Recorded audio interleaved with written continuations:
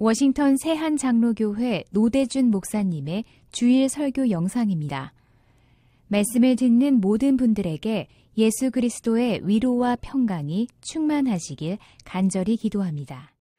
지금 우리는 교회라고 그래요. 우리말로는 대림절이라고도 하고 대강절이라고도 하는 절기를 맞이하고 있습니다. 영어로는 Advent라고 하는 절기입니다. 예수님 성탄절 전 4주를 이야기하는 그런 절기입니다.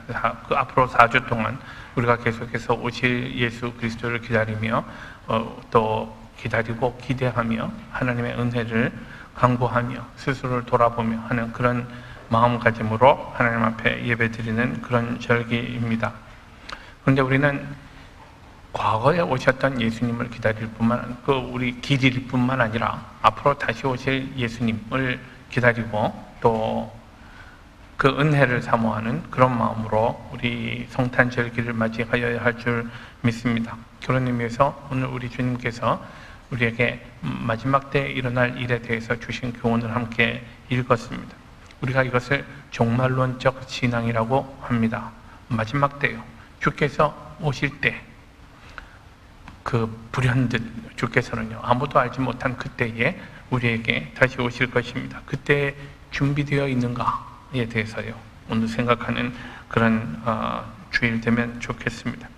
예수 그리스도께서 다시 오실 것이다 라는 믿음은요 이미 교회가 시작할 때부터 예수 믿는 사람들의 특징이 되어 왔습니다. 예수 믿는 사람이라면 다시 오실 예수 그리스도를 파루시아, 우리 그 예수 그리스도의 다시 오심을 이야기하는 말입니다. 다시 오실 예수 그리스도를 소망하고 믿는 사람들이 되었단 말입니다. 그러니 이런 믿음이 예수를 알지 못하는 사람들의 삶과 얼마나 확연히 큰 차이를 만들어내는가를 우리가 신앙생활을 한 사람들, 우리 믿음의 선배들을 통해서 알 수 있습니다. 예수를 알지 못하는 사람들에게는요 하루하루가 그냥 또 다른 하루죠. 오늘 지나면 내일 또 다른 하루가 오고요. 이번 주 지나면 다음 주가 또 올 것입니다.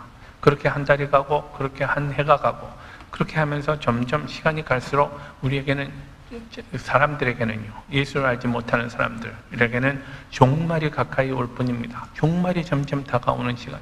그러니 그 시간이 좋지 않죠. 아무도 원하지 않는 그런 시간들이 자꾸 자기에게 다가오는 그런 삶을 사람들이 삽니다.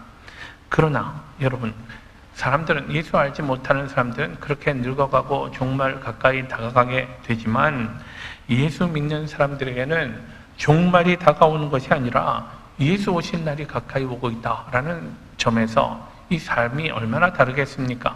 예수님 오시는 날은 영광의 날입니다. 예수님이 우리 주님 예수 그리스도께서 오실 때는요 큰 권능과 영광 가운데 구름을 타고 재림하실 것입니다. 모든 사람들이 예수님 그렇게 오시는 것을 보게 될 것입니다. 그날에는 하늘의 별들이 떨어지고요. 그러나 다시는 밤이 있지 않을 것입니다. 이 세대가 지나고 영원한 영광의 나라가 도래할 것입니다. 그것이 하나님의 나라요. 우리는 그 하나님의 나라에서 하나님의 영광을 바라보며 하나님을 찬양하는 삶을 영원토록 살게 될 것입니다. 그러므로 성도들은요 아멘 주 예수여 어서 오시옵소서 하고 기다리는 사람들이 되는 거죠. 소망이 없는 사람들은 종말을 향해 나아갈 뿐이지만 우리들은 앞으로 우리에게 다가올 이 큰 영광과 하나님의 권능을 우리가 사모하면서 기다리는 날이라는 말입니다. 이것이 예수 믿는 사람들의 영원한 소망입니다. 그러나 여러분 초대교회 성도들은요 이런 믿음 가운데 살고 있었으면서도 또 한편으로는 적지 않은 도전이 있었다는 말입니다. 다시 오실 주님을 기쁨과 기대로 기다리긴 했지만요 그러나 살아가면서 도전이 있었고요 그런 도전에 직면해서 예수께서는요 예수 믿는 사람이라면 이렇게 하나님의 나라를 기다려야 한다. 예수 그리스도의 다시 오실 그날을 이런 자세로 기다려야 한다라고 말씀하신 내용이 오늘 본문의 내용입니다. 주님 다시 오실 때에 졸지 않고 깨어 있어야 한다라는 것이 주님의 가르침입니다. 깨어 있으라라는 말입니다. 우리가 깨어서 준비할 수 있는가요? 그런 의미에서 마가복음은요, 사실은 마가복음의 굉장히 중요한 주제는 제자도입니다. discipleship이요. 우리가 제자라면 어떻게 살아야 하는가? 예수 그리스도를 구주와 주님으로 고백하는 사람이라면 삶이 뭐가 달라야 하는가라는 거죠. 예. 그런데 그 제자도의 굉장히 중요한 내용 가운데 하나가 재림에 대한 믿음이란 말이에요. 우리가 예수 다시 오실 그것을 우리가 믿는 사람이라면 어떻게 그날을 준비하며 살아야 하는가 말입니다. 그날을 준비하며 사는 사람과 아무 생각 없이 사는 사람과 삶이 얼마나 다르겠습니까?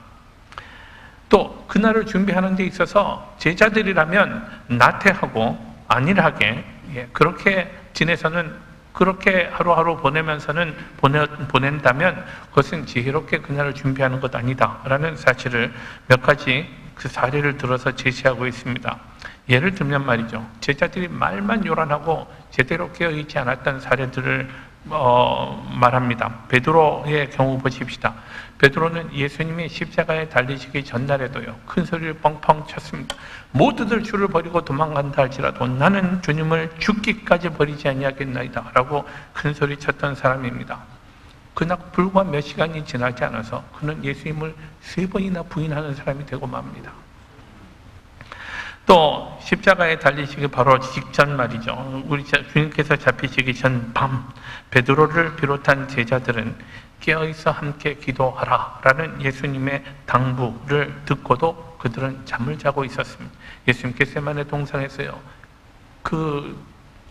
마치 땀이 피가 되어서 흘리는 그런 큰 번뇌와 고통 가운데서 주께서 기도하시던 그 시간에 제자들은 자고 있었단 말이죠.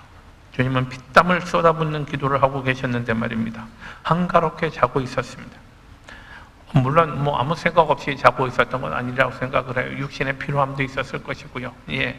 그렇지만 어쨌거나 예수님께서 특별히 당부하셨던 시간에 제자들은 자고 있었고, 결국 그들이 자고 있었기 때문에 제자들은 예수님의 마지막 순간이요, 비겁하게 전부 도망치고 그 현장에서 사라지고 마는 그런 실패를 경험하게 되었던 것 아닌가, 저는 그렇게 생각합니다. 깨어 기도해야 했던 시간에 자고 있었단 말이죠. 이것은 실패를 예고하는 일이었다, 그렇게 봅니다. 주님께서는 깨어 기도하라 라고 말씀하십니다. 깨어서 준비하라고요. 근데 문제는요, 그럼 우리가 항상 깨어 있을 수 없잖아요. 잠도 안 자고 깨어 있을 수 없습니다. 언제 오시는가가 너무 중요한 문제라는 말입니다. 그래서 언제 오시는가를 사람들이 알지 못하기 때문에 사람들은 때로 기다림에 실패하고 맙니다. 처음에는 긴장도 하고요, 정신도 바싹 차려가지고 이제 오실 것을 잘 기다립니다만은 그런 상황이 계속되면 자기도 모르는 사이에 긴장도 풀어지고 태만해집니다. 내일 아니면 모레 예수님이 오신다고 해봅시다. 우리가 그렇다면 우리 가진 거 다 퍼줘도 상관없습니다. 먹을 것 없으면 어떻습니까? 하루 이틀 참으면 그만이고요. 그 다음에 주님 오시는데 그런 거 별 대수가 아닙니다. 그죠? 하나님 나라가 내일 아니면 모레 이 땅에 세워진다 하면 사람들이 우리를 멸시하고 업신여기고 박해하는 것, 그거 다 참고 견딜 수 있습니다. 아무 문제 없습니다. 이를 악물고 견디면 되죠. 그런데 곧 오실 것 같은 예수님이요, 오늘이 지나고 내일이 지나고 한 주간 지나고 한 달이 지나고 한 해가 지나는데도 몇십 년이 지나가는데도 한 세대가 지나가는데도 예수님이 오지 않으시면 그 다음 사람들은 실망하기도 하고요, 의심이 들기도 합니다. 어떻게 된 건가? 예수님 오신다고 했는데. 교회가 세워지고 2세대 크리스찬들이 교회의 중심 인물로 들어설 무렵에 바로 이와 같은 상황이 벌어졌습니다. 사람들이 그래서 회의하는 믿음의 회의가 들기 시작했습니다. 다시 오실 예수님, 또 하나님 나라에 대한 기쁨 때문에 사람들이 모일 때마다 기쁨과의 능력이 넘치는 그런 교회 생활을 하고 있었습니다. 그리고 사람들이요, 박해도 견딜 수 있었습니다. 박해 받으면 어때요? 이제 곧 예수님 오실 텐데. 현실의 어려움들은 별 문제가 되지 않았습니다. 오실 예수님에 대한 기대 때문에. 그런데 날이 가고 해가 가도 예수님은 안 오시더란 말이죠. 예수 믿는 사람들에 대한 박해는 더욱더 심해져 갔습니다. 예수님에 대한 기억도요. 예수님은 처음에 눈으로 바라봤던 사람들이 지나가고 그 다음 세대들은 아버지로부터 예수님에 대해서 이야기를 들었어요. 근데 그 세대들도 지나가고 할아버지로부터 들었던 세대들, 그 다음 세대들이 자꾸 흘러가면서 예수님에 대한 기억도 아련해집니다.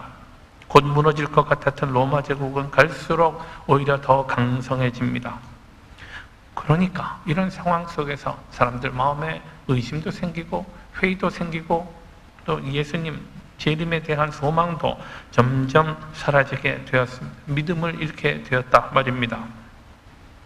예수님이 승천하신 지 불과 30년이 채 지나지 않았던 시점에 이미 재림이 지연되는 문제에 대해서 조롱하는 사람들도 등장했던 것으로 보입니다.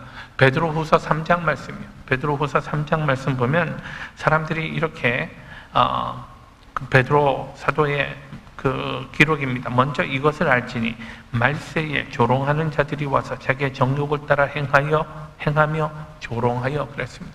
사람들이 예수 믿는 사람을 조롱하기 시작합니다. 주께서 강림하신다는 약속이 어디 있느냐? 조상들이 잔후로부터 만물이 처음 창조될 때와 같이 그냥 있다라고 사람들이 말하면서 오신다며, 예수님 오신다며, 언제 오신다고? 세상이 지금 그대로 아니냐? 너희들 부모들이 이 믿음 가지고 죽었는데 그분들이 가고 난 다음에도 아직도 예수님은 오시지 않았네 하면서 사람들이 예수 믿는 사람들을 조롱하기 시작했다 말입니다. 그러면요, 예수님 속히 다시 오시겠다는 재림의 약속은 어떻게 된 것입니까? 왜 예수님은 약속하고 안 오시는 건가요? 거기에 대해서 베드로후서 2장 9절 말씀, 9절 10절은 우리가 왜 지연되고 있는지는 정확히는 알지 못하죠. 그런데 성경에서 제시하는 대답은 이것입니다. 하나님의 사랑 때문이라고요. 하나님의 사랑 때문에. 베드로후서 2장 9절 말씀이요. 주의 약속은 어떤 이들이 더디다고 생각하는 것 같이 더딘 것이 아니라 오직 주께서는 너희를 대하여 오래 참으사 아무도 멸망하지 아니하고 다 회개하기에 이르기를 원하시느니라. 예수님은 갑자기 오시면요, 나한테 문제가 있잖아요. 아직 나한테 내가 아직 해결해야 할 문제가 있는데, 죄의 문제가 있는데요, 나는 아직도 죄 가운데 있는데 주 앞에 서기에 성결하지 못한 인생인데요, 근데 주께서 갑자기 오시면 어떡하란 말입니까? 나는 영원한 멸망입니다. 그래서 주께서는요, 우리를 대해서 참으신다고요. 하나님의 공의로운 심판을 하나님이 아직 내리시기 전에 기회를 주신단 말입니다. 회개할 기회를 주신다고요. 그래서 이 사람도 회개하고 저 사람도 회개하고 모든 사람들이 회개해서 구원에 이를 수 있도록 하나님이 기다리신다는 말씀입니다. 이렇게 기다리시는 것이 곧 사랑이란 말이죠. 사랑하니까, 내가 멸망의 자리에 빠진 것을 주께서 원하지 않으시니까 이런 기회를 통해서, 친구들을 통해서, 교회를 통해서, 하나님의 말씀을 통해서 내가 어느 순간에 하나님의 말씀을 묵상하고 가만히 있는데 하나님께서 깨달음을 주신 때가 있잖아요. 내가 이렇게 살면 안 되는데. 하나님이 이렇게 여러 가지 방법을 통해서 우리를 깨닫게 하십니다. 회개하게 하신다고요.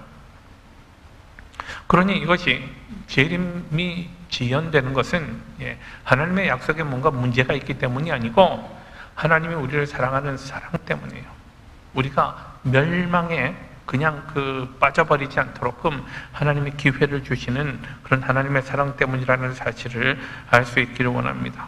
그러므로요, 그렇지만 그럼에도 불구하고 10절은요, 베드로후서 2장 10절 말씀, 그러나 주의 날이 도둑같이 오리니 했습니다.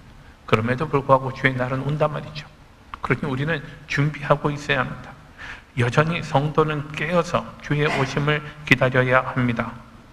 예수님이 오실 것이라는 예언은요, 구약에 약 456회 등장한대요. 예수님의 초림에 대한 예언은 구약 성경에 456회 나옵니다.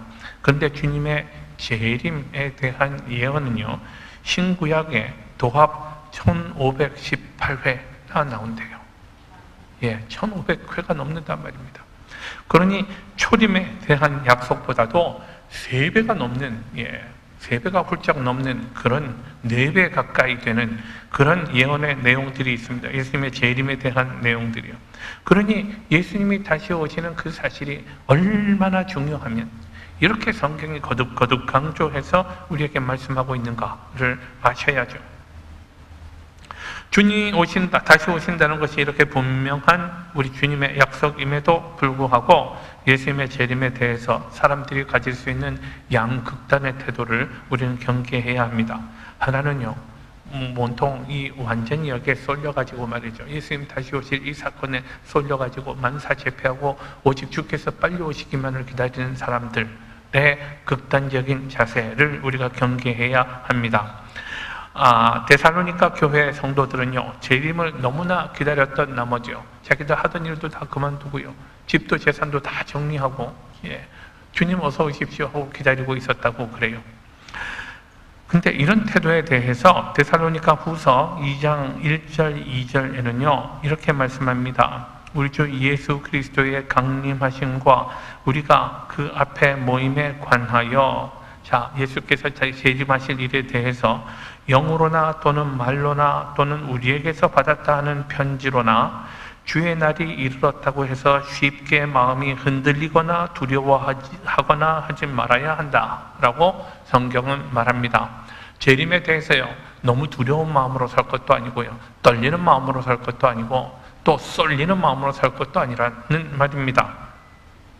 데살로니가 교인들 중에는 예수님의 재림을 지나치게 기다린 나머지 말이죠, 다 그만두고 모여서 사람들에게 민폐를 끼치는 사람들이 있었대요.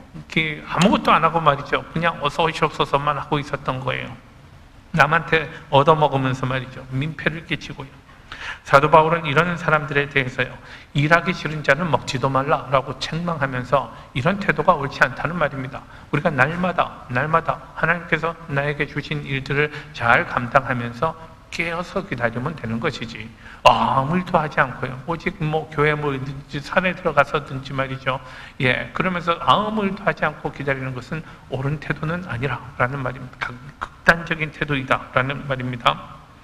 또 반면에요, 극단적인 무관심도 있습니다. 무관심. 예수님이 오늘도 안 오셨는데 내일 오시려고, 올해 안 오셨는데 내년에 오시려고, 내년에도 안 오시면 몇 년 후에, 몇십 년 후에도 오실지 안 오실지 우리는 모르는 문제. 그러니 I don't care about it, 이렇게 생각하는 이런 태도가 옳지 않다라는 말입니다. 또 예수 믿지 않는 사람들이요, 예수 믿지 않는 사람들의 경우도 전혀 아이디어가 없죠. 예수 믿는 사람도 이렇게 잘못된 태도를 가질 수 있는데, 안 믿는 사람들은 말을 더 할 것도 없습니다. 그래서 예수님은 이런 태도에 대해서도 경계를 하십니다. 지적하십니다. 누가복음 17장 26절 이하의 말씀입니다. 노아의 때를 생각해 보라고요. 노아의 때에 된 것과 같이 인자의 때에도 그러하리라 말씀하십니다. 노아가 방주에 들어가던 날까지 사람들이 먹고 마시고 장가들고 시집가더니 홍수가 나서 그들을 다 멸망시켰으며 했습니다. 여러분 생각해 보십시오. 노아가 방주에 들어가던 그때의 그 긴박함을 한번 생각해 보시기 바랍니다. 노아는요, 120년 동안 기다리면서 방주를 만들었습니다. 방주를 다 만들면서 사람들이 오고 가고 노아에 대한 소식도 들었겠지요. 그가 배를 만든다고? 도대체 그는 뭐하는 사람이야? 정신 나간 사람 아니야? 사람들이 조롱하고 또 노아에 대해서 무시하고 했겠죠. 120년 동안 노아는 사람들에게 메시지를 전합니다. 하나님의 심판에 대한 메시지를. 그렇지만 아무도 듣지 않았습니다. 이제 다 기한이 찼습니다. 하나님의 때가 찼습니다. 그래서 하나님은 노아 가족에게 방주에 들어가라 했습니다. 다 하나님이 말씀하신 대로 동물들 데리고 노아의 가족들이 다 들어갔을 때 방주의 문이 닫혔습니다. 그러군요, 비가 쏟아지기 시작했습니다. 그때는 늦은 거죠. 이미 방주의 문이 닫혔는데. 예수님 지금 그때 말씀을 하고 계시는 겁니다. 사람들이 심판이 시작되는 바로 그 순간까지도 그들은 심판에 대해서 알지 못하고 있었습니다. 하나님의 공의가 이루어질 것에 대해서 아무런 관심을 가지고 있지 않았습니다. 그날도 사람들은 먹고 마시고 장가들고 시집가면서 그렇게 즐기고 있었다는 말입니다. 먹고 마시고 장가들고 하는 것이 잘못됐다는 일이 아니라 일상에 매몰되었단 말입니다. 내가 살아가고 있는 이 세상에 매몰되고요, 도무지 하나님 나라에 대한 관심을 사람들이 갖지 않았던 것에 대한 책망입니다. 내가 하나님의 백성으로 살아야 할 삶에 대해서 근본적인 성찰도 없이요, 내가 어떻게 사는 것이 주의 백성된 삶인가에 대해서 성찰할 겨를도 없이 날마다 먹고 마시고 돈 세고 하는 일에 정신이 빠진 거죠. 내가 하는 이 일에 너무너무 깊이 빠져 있는 나머지 전능하신 하나님의 부르심에 대해서 생각지도 않는 존재가 된 것, 그것에 대한 책망입니다. 또 롯의 때와 같으리니 말씀하십니다. 소돔과 고모라의 그 심판이 임하던 그때요. 사람들이 먹고 마시고 사고 팔고 심고 집을 짓더니 하나님이 심판을 결정하시고 롯에게 나가라. 너는 이제 소돔 고모라 땅을 떠나야 한다라고 말씀하시던 그 순간에도 사람들은 먹고 마시고 집을 사고 팔고 심고 집을 짓고 하고 있었다는 말입니다. 똑같은 얘기 아닌가요? 하나님의 심판의 때가 이르렀는데 사람들은 그걸 바라볼 줄 아는 지혜를 상실했어요. 너무너무 깊이 빠져 있어서. 이미 심판이 시작되고 진행이 되고 있었는데 사람들은 그 긴박함에 대해서 관심이 없었단 말입니다. 이렇게 극도로 무관심한 태도도 멸망을 향하는 길이라는 사실을 알아야 합니다. 그래서요, 이 양극단을 우리는 다 조심하면서 이제 주님의 오심을 기다려야 합니다. 주님은 우리가 기다려야 하는 방법에 대해서 간단하게 말씀하십니다. 깨어있으라고요. 33절, 오늘 본문 33절입니다. 주의하라, 깨어있으라. 그때가 언제인지 알지 못함이라. 주께서 우리에게 깨어있으라고 말씀합니다. 이 깨어있는 이 일이 얼마나 중요한지 짤막한 절이에요. 4번이나 강조하고 있습니다. 깨어있으라고, 깨어있으라고. Be alerted. 이 아무 생각 없이요, 그냥 아무 생각 없이 있을 것이 아니라 이 눈빛이 또렷또렷하고요, 준비하고 있어야 한다라는 그런 의미입니다. 교회가 항상 깨어서 주의하고 있으면 굳이 이렇게 말씀하실 필요가 없었겠죠. 사람들이 그렇게 하지 않기 때문에, 잘 못하고 있기 때문에 주께서 우리에게 이렇게 말씀하셨다 생각을 합니다. 또 한편으로는요, 우리가 늘 깨어서 주의하면서 기다리는 것이 쉽지 않은 일이기 때문에 주께서 우리에게 다시 한번 주의를 주셨다, 이렇게도 생각을 합니다. 사실 밤잠도 자지 않고 항상 깨어있을 수는 없는 일이잖아요. 제가 옛날 얘기 하나 할게요. 제가 대학 다닐 때요, 그때는 나라에서 남자 대학생들한테 그 군사훈련을 시키던 때였습니다. 군사훈련을 받으면 복무기간을 줄여주는 그런 프로그램이 있었습니다. 그래서 1학년 때는, 여기 그 1학년 때는 성남에 있는 그런 그 시설에서, 또 2학년 여름 때는요, 이 전방으로 데리고 갔었어요. 전방 일주일간, 전방 철책선에서요. 제가 철책선에서 철모습 총 들고 있었던 사람입니다. 대학생하고 그 현장을 지키는 군인들하고 두 사람이 일조가 돼가지고 밤새도록 철책선에서 지키고 있었어야 했습니다. 처음에 제가 거기 가서는요, 바로 요 넘어가가 북한 땅이래요. 그리고 철조망이 있고 말이죠. 우린 그 안에 이렇게 들어가서 저쪽을 보고 있는 거예요. 그러니 저쪽에서는 또 무슨 확성기 같은 데서요, 얼마나 위대하신 수령 무슨 그런 거 있잖아요. 그런 게 계속 들리고 있습니다. 그러니 긴장되죠. 혹시 누군가가 하필이면 그때 내가 있는 쪽으로 넘어오면 어떻게 되는가 해가지고 맨 처음에는 제가 그 눈도 깜빡거리지 않으려고 애를 썼습니다. 그렇게 기다리다가 밤새도록 제가 잠도 안 자고 그렇게 지켰을까요? 그게 안 되잖아요. 사람이 항상 긴장하고 있을 수는 없는 일이죠. 그래서 시간이 좀 지나면서요, 옆에 군인하고 고향 이야기도 하고 이런저런 이야기들도 하면서 그 밤을 그렇게 지냈습니다. 그러니까 긴장이 풀리더라 말입니다. 긴장이 풀려요. 그래서 마가복음의 기자는요, 이 사실을 잘 알고 있었습니다. 그래서 그는 예수님이 하신 말씀을 이렇게 기록합니다. 32절이요. 그날과 그때는 아무도 모르나니 하늘에 있는 천사들도 아들도 모르고 아버지만 아시느니라 그랬습니다. 그날과 그때는 아무도 모른다고요. 이 말에는 예수님 오시는 문제는요, 예수님 이때 오시옵소서, 우리가 언제 오시라고 원한다고 우리의 원하는 대로 되는 일이 아니라라는 뜻이 있습니다. 우리가 계획하고 우리가 시간표를 짠 대로 예수님 오시는 것 아니라는 말입니다. 하나님이 여정하시고 하나님이 준비하신 그때에 예수님은 오실 것입니다. 하나님에게는 하나님의 시간표가 있고요, 하나님의 나라, 예수님의 재림은 하나님이 우리에게 주신 약속이니까 반드시 이루어질 일입니다. 그러나 이 약속이 언제 이루어질지는 우리는 예측하거나 기한을 정할 수 없는 그런 문제입니다. 그러므로 언제 일어날 일인지 우리는 알 수 없고요. 다만 그러니까 이 일에 대해서 주께서는요, 언제일지를 모른다는 사실을 강조하시면서 하늘의 천사들도 모른대요. 천사들은 대체로 사람들에게 하나님의 메신저로 오는 사람이잖아요. 하나님의 말씀을 전하기를 위해서 신약시대요. 예. 그랬던 사람들이, 그랬던 존재들인데 천사들도 모르고요. 심지어는 누구도 모른다고요? 아들도 모른다고요. 예수님도 모르신다고 그렇게 말씀을 하십니다. 이 말씀의 의미는요, 오직 하나님의 예정하신 때 하나님의 뜻 가운데 이루어질 일이라는 뜻이 있습니다. 예수님은 이 말의 뜻을 설명하기 위해서 어떤 집 주인에 관한 비유로 부연해서 설명하십니다. 이 사람이 다른 나라로 여행을 떠나게 되면서 자기 종들에게 집을 관리하게 했습니다. 주인에게 부탁받은 청지기 종들은요, 주인이 집을 비운 동안 집을 잘 관리하고 또 관리해야 할 그런 사명을 가지는 거죠. 근데 잘 생각해 보면 이 말씀은 오늘날 곧 우리 교회, 예수 믿는 사람들에게 주시는 말씀이라는 사실을 쉽게 알 수 있습니다. 주인이 떠나간 동안에 우리에게 집을 맡기셨어요. 우리가 살고 있는 이 세상이 바로 우리에게 맡기신 집이 아니겠는가? 그죠? 우리 주님이 안 계시는 동안 우리는 항상 깨어서 주인이 돌아오실 것을 잘 준비하고 있어야 된다고요. 세상 잘 만들어 놓고요, 잘 보존하고요, 이 안에서 가능한 대로 하나님의 평화가 이루어질 수 있도록 예수 믿는 사람들이 그렇게 살아야 한다는 말입니다. 남들이 어떻게 살고 나는 잘 모르겠어요. 그러면은 책임있는 종의 역할이 종의 삶이 아니죠. 그래서 35절 36절 말씀이요, 그러므로 깨어있으라.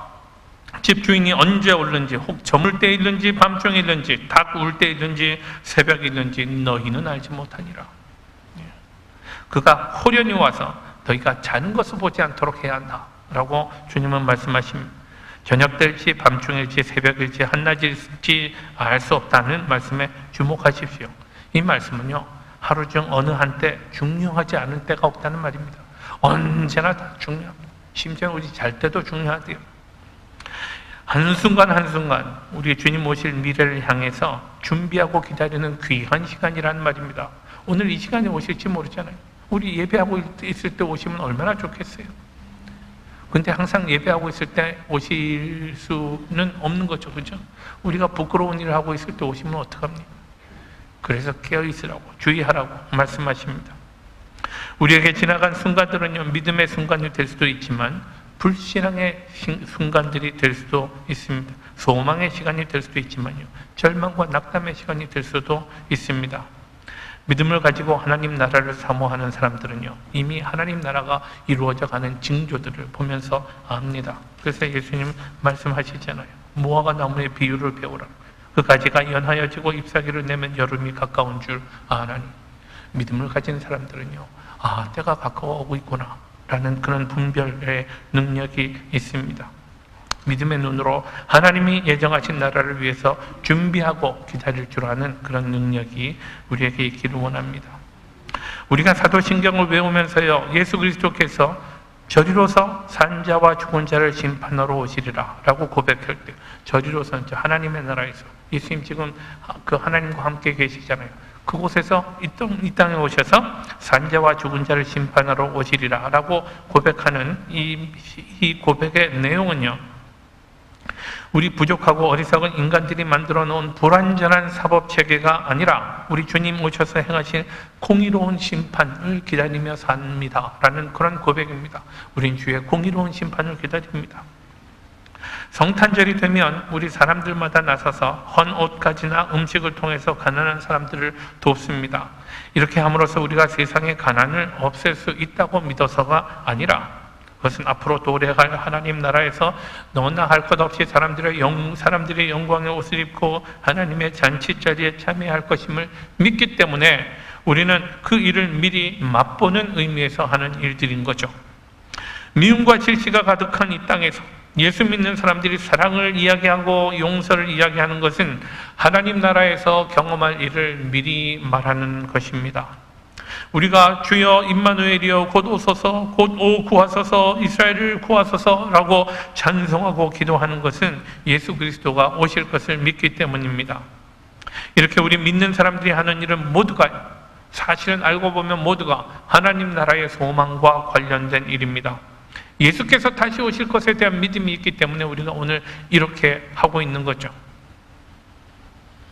이렇게 예수 믿고 변화되는 인격을 통해서 우리는 예수님의 대리인이 되어가는 것입니다. 우리도 알지 못하는 사이 우리는 예수님의 대리인으로 살 때 자연스럽게 예수님의 향기를 풍기는 자가 될 것입니다. 그래서 주께서는 우리에게 당부하십니다. 깨어있으라. 37절 말씀이요. 깨어있으라. 내가 너희에게 하는 이 말은 누구에게요? 모든 사람에게 하는 말이니라. 그때 2000년 전에 예수님의 말씀을 듣고 있던 제자들 뿐만 아니라 오늘 이 시간 예배하면서 하나님의 말씀을 듣고 있는 우리에게도 주시는 말씀이라는 뜻입니다. 깨어있으라는 주의 명령이 무슨 뜻입니까? 신앙생활 가운데 나태해지지 말라는 뜻입니다. 게으름 피지 말라는 뜻입니다. 하나님께서 우리에게 은혜를 베푸셔서 하루하루 힘을 다해 정성껏 하나님의 이름을 높이고 다시 오실 주님을 기다리는 삶을 살 때 문득 오실 우리 주님으로부터 착하고 충성된 종이라 칭찬받는 귀한 복을 한 사람도 빠짐없이 누리시기를 축원합니다. 고마우신 주님, 오늘도 말씀하여 주시니 감사합니다. 주의 말씀을 우리가 감사합니다.